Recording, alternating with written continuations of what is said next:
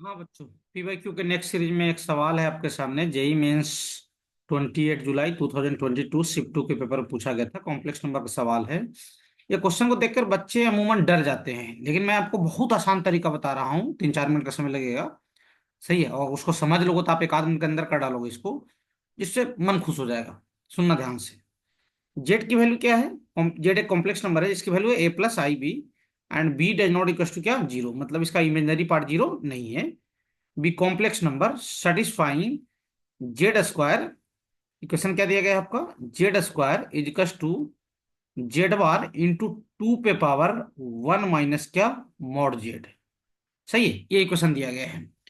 Then the least value of n belongs to natural number. N की वैल्यू क्या है? नेचुरल नंबर है। सच दैट जेड पे power N is equal to जेड+1 पे पावर एन। एन की सबसे छोटी वैल्यू बताना है, जिसके लिए ये दोनों है ना वैल्यूज क्या हो जा रहे हैं, इक्वल हो जा रहे हैं। सही है, आइए पहले इसको तो बाद में देख लेंगे, पहले इस पे फोकस करते हैं, ये वाले पे। चलिए क्या करते हैं, सुनना ध्यान से। समझ आया नहीं? क्या करूं, दोनों तरफ मॉड लगा देता हूं। बोथ साइड टेकिंग क्या, मॉडुलस। बोथ साइड टेकिंग क्या, मॉडुलस। दोनों तरफ मॉडुलस लगा दीजिए। अब मॉडुलस लगाइएगा दोनों तरफ, तो यहां तो क्या हो जाएगा, मॉड जेड स्क्वायर। और यहाँ मॉड लगा दो तो ये क्या हो जाएगा, मॉड जेड बार। आपको मालूम होना चाहिए कि मॉड जेड बार और मॉड जेड इक्वल होते हैं। जो लोग नहीं जानते हैं समझ ले इस बात को। किसी भी कॉम्प्लेक्स नंबर का कॉन्जुगेट का मॉडुलस और कॉम्प्लेक्स नंबर का मॉडुलस इक्वल होते हैं आपस में। इसको तो मॉड जेड ही लिख दूंगा। और नंबर, ये तो नंबर है ना यार, 2 पे पावर 1 माइनस मॉड जेड। भाई मॉड जेड भी तो एक रियल नंबर ही है ना। मॉड जेड बोल रहा हूँ। ये तो नंबर हो गया, तो नंबर पे और पॉजिटिव नंबर पे मॉडुलस लगाने का कोई इफेक्ट नहीं पड़ता है। ये 2 पे पावर 1 माइनस मॉड जेड ही रह जाएगा। सही है। अब बोला गया है बी की वैल्यू जीरो नहीं है।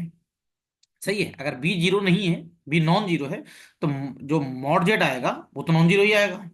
ये लाइन से क्या कंफर्म हो रहा है कि सर बी जीरो नहीं है। सही है। अगर मान लो कि बी जीरो हो जाए और उसमें ए भी जीरो हो जाए, तो तब तो मॉड जेड कितना आ जाएगा सर, जीरो आ जाएगा। क्लियर हो? तो मॉड जेड मतलब क्वेश्चन की लाइन से ये भी कंफर्मेशन मिल रहा है अपने को, मॉड जेड जीरो नहीं है। चलिए कोई दिक्कत नहीं है। अब ये दोनों कैंसिल कर लो, क्योंकि मॉड जेड जीरो तो नहीं है, कैंसिल कर सकते हैं, कोई दिक्कत अब नहीं है। तो एक्सप्रेशन क्या बन के आ गया, mod z is equal to 2 पे पावर 1 माइनस क्या, है ना, मॉड जेड। सही है यहां तक?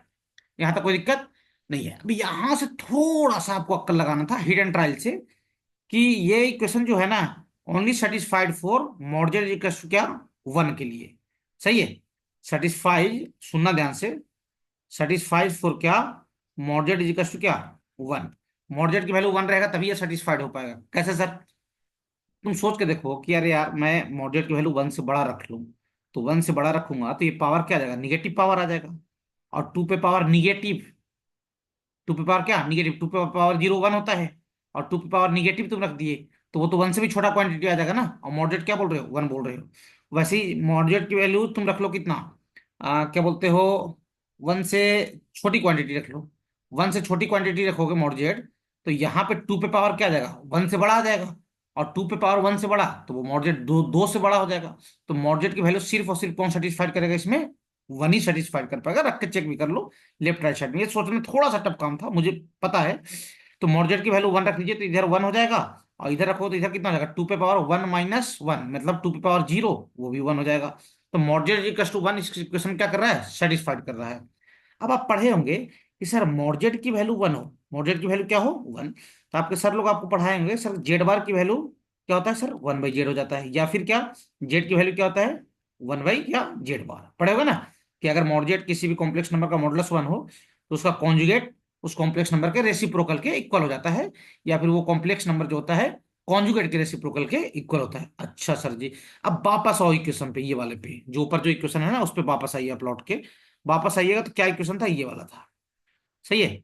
सुनना ध्यान से, इक्वेशन क्या है, इक्वेशन है sir z square is equal to क्या है, जेड बार इंटू 2 पे पावर है 1 माइनस क्या, मॉड जेड। अब क्या करना है, पुट मॉड जेड की वैल्यू कितना, 1। और जेड बार को रिप्लेस कर देना है आपको किससे, 1/जेड से। सही है। ओ सर, अब कोई दिक्कत नहीं है। तो यहाँ जेड स्क्वायर हो जाएगा, और जेड बार को लिख दूंगा 1/जेड लिख दूंगा, और ये 2 पे पावर 0 हो जाएगा। मॉड जेड की वैल्यू 1 रखो, 2 पे पावर 0 हो जाएगा। अब 2 पे पावर 0 की वैल्यू कितना हो जाएगा, 1 हो जाएगा। तो सर जेड क्यू की वैल्यू 1 आ गया।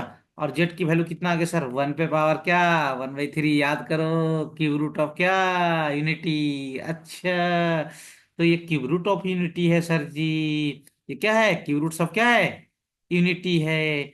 पी रूट्स ऑफ यूनिटी क्या था याद है? इसका सॉल्यूशन आया था 1 ओमेगा और क्या, ओमेगा स्क्वायर। अब देखो क्या तीनों को कंसीडर कर सकते हैं? वो बोला था बी जीरो नहीं है, मतलब इमेजनरी पार्ट जीरो नहीं है। समझ में आ रहा है? और यहाँ पे अगर जेड की वैल्यू 1 ले लोगे तो इसका इमेजनरी पार्ट जीरो हो जाएगा, तो इसको हटाना पड़ेगा। समझे? हाँ सर। तो जेड की वैल्यू क्या आ जाएगा, ओमेगा और क्या, ओमेगा स्क्वायर। जेड के दो सॉल्यूशन है। सही है। अब गिवन क्या है, अब सुनिए ध्यान से। गिवन ये है कि जेड पे power N is equal to Z plus one पे पावर एन। अच्छा, जेड पे power N is equal to क्या, वन प्लस जेड पे पावर क्या, एन। अब जेड की कोई भी एक वैल्यू ले लीजिए, आंसर आ जाएगा, आपको कोई दिक्कत नहीं है ना? चलिए अपन Z is equal to omega ही पुट कर देते हैं। सही है। तो क्या हो जाएगा सर, ओमेगा पे power N is equal to one plus omega पे पावर क्या हो जाएगा, एन हो जाएगा। और आपको पता होगा कि वन प्लस ओमेगा स्क्वायर कितना होता है, जीरो। तो वन प्लस ओमेगा की वैल्यू कितना आ जाएगा रे, माइनस ओमेगा स्क्वायर। अच्छा, तो ओमेगा पे पावर एन और ये क्या आ जाएगा, माइनस ओमेगा स्क्वायर पे पावर क्या, एन। अब एन क्या था, नेचुरल नंबर था, है ना? अपने को स्मॉलेस्ट नेचुरल नंबर बताना, पढ़ो ना कि द लिस्ट वैल्यू ऑफ क्या, एन बिलोंग्स टू क्या, नेचुरल नंबर। लिस्ट वैल्यू मतलब स्मॉलेस्ट। क्लियर हो, नेचुरल नंबर होना चाहिए एन। तो एन की वैल्यू अगर वन रखा तो वन रखूंगा तो सोचो, वन रखूंगा तो यहाँ बन जाएगा ओमेगा और यहाँ बन जाएगा माइनस ओमेगा स्क्वायर। सेटिस्फाइड नहीं होगा। ऐसे टू पे भी सेटिस्फाइड नहीं होगा। थ्री रखोगे तो थ्री रखने पे ये तो इधर वाला वन मिल जाएगा आपको, लेकिन ये माइनस वन हो जाएगा राइट साइड वाला, और ये वन आ जाएगा। तो सोच के देखो कि अगर एन की वैल्यू मैं फोर फाइव भी रखूंगा तो इक्वल नहीं होगा। सीधा सीधी कहाँ जाके इक्वल होगा, सिक्स पे। जैसे ओमेगा पे पावर सिक्स कितना हो जाएगा, वन हो जाएगा। और माइनस ओमेगा स्क्वायर पे पावर सिक्स। सही है। इस पावर सिक्स की वजह से माइनस भी गायब हो जाएगा। और ओमेगा स्क्वायर पे पावर सिक्स ये भी कितना होता है, वन ही होता है। अच्छा, इसलिए थ्री नहीं ले पाए। समझ में आया? थ्री क्यों नहीं ले पाए, थ्री रखने से क्या होगा ना, ये माइनस जो पावर है नहीं हटेगा। तो आपको एन की लिस्ट वैल्यू कितना लेना पड़ेगा, सिक्स लेना पड़ेगा। Therefore n equal to क्या आ जाएगा, सिक्स इज क्या, करेक्ट आंसर। समझे? आंसर क्या हो जाएगा इसका, सिक्स हो जाएगा। क्लियर हो? देख लीजिए भैया, कोई दिक्कत मेरे ख्याल से नहीं जाना चाहिए, देख लो।